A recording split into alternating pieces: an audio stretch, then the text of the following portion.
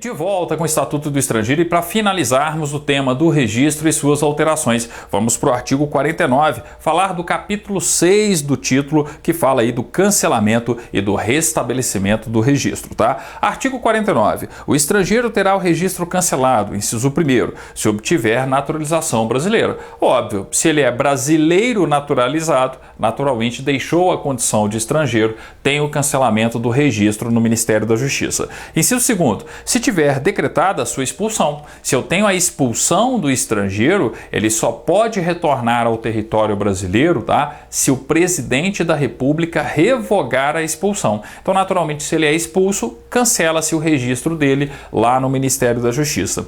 Inciso 3º, se requerer a saída do território nacional em caráter definitivo, renunciando expressamente ao direito de retorno previsto no artigo 51. Aqui eu estou falando daquele estrangeiro que tem visto permanente. Quem tem visto permanente, quando sai do território nacional, tem 2 anos para voltar sem a necessidade de qualquer tipo de visto. Então, se ele sai renunciando expressamente aí ao direito de retorno, se ele sai em caráter definitivo do território nacional, ele está abrindo mão desse direito de retorno, eu tenho que cancelar imediatamente o registro dele lá no Ministério da Justiça, tá? Aí o inciso 4º é uma consequência também desse visto permanente, dessa possibilidade de 2 anos, né, poder retornar ao território brasileiro durante, sem qualquer tipo de outro visto, tá? Vejam só o inciso 4º, ó. Se permanecer ausente do Brasil por prazo superior ao previsto no artigo 51, 2 anos. Então, eu sou estrangeiro, tenho visto permanente, saí do território nacional, não renunciei expressamente ao meu direito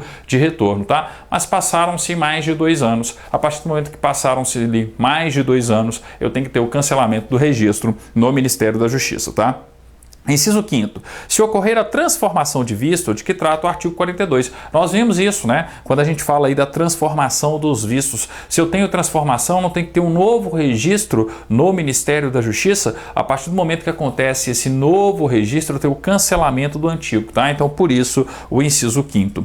Inciso 6º, se houver transgressão do artigo 18, artigo 37, parágrafo 2º, ou 99 a 101. O que eu tenho que observar aqui, ó? Em determinadas situações, né, para eu obter o visto permanente ou para ter a minha transformação para visto permanente, o que pode ser exigido do estrangeiro? A permanência em determinado local do território brasileiro, o desenvolvimento de um determinado trabalho, tá? Se o estrangeiro não cumpre com essa condição, se ele transgride, né, essa regra prevista no artigo 18 e que tem aí as suas consequências no 37, parágrafo 2º, 99 a 101, tá? O que vai acontecer?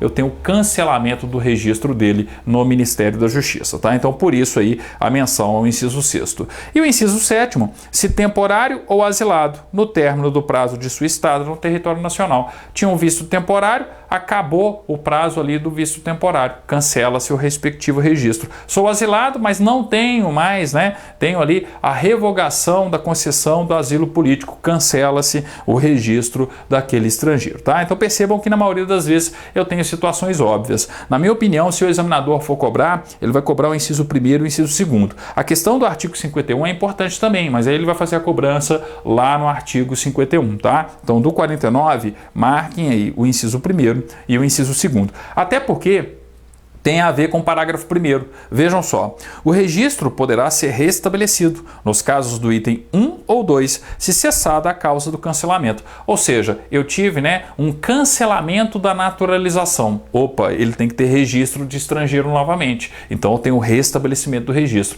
Eu tive a revogação da expulsão e ele retorna, o estrangeiro retorna ao território brasileiro. Novo registro para ele. Então por isso o restabelecimento do registro, tá? E também, né, e nos demais casos, se o estrangeiro retornar ao território nacional com o visto de que trata o artigo 13, quando eu falo do artigo 13, estou falando de visto temporário, ou 16, permanente, ou obtiver a transformação prevista no artigo 39, tá? Aquelas transformações que nós vimos do visto diplomático, oficial, de cortesia. Aí, naturalmente, eu tenho restabelecimento do registro, ok? Bem, ó, o mais importante, como eu disse aí, ó, dos inciso 1º e 2º, faltam os parágrafos, né? Agora que eu lembrei que falta o parágrafo 2º e o parágrafo 3º também. Vejam só o parágrafo 2º e parágrafo 3º do artigo 49, ó. Ocorrendo a hipótese prevista no item 3 desse artigo, o estrangeiro deverá proceder à entrega do documento de identidade para estrangeiro e deixar o território nacional dentro de 30 dias. Ele está saindo em caráter definitivo, tem visto permanente, está saindo em caráter definitivo e está revogando, tá renunciando àquele direito de regresso previsto no artigo 51. Então ele tem 30 dias para deixar o território nacional caso isso aconteça. Parágrafo 3º.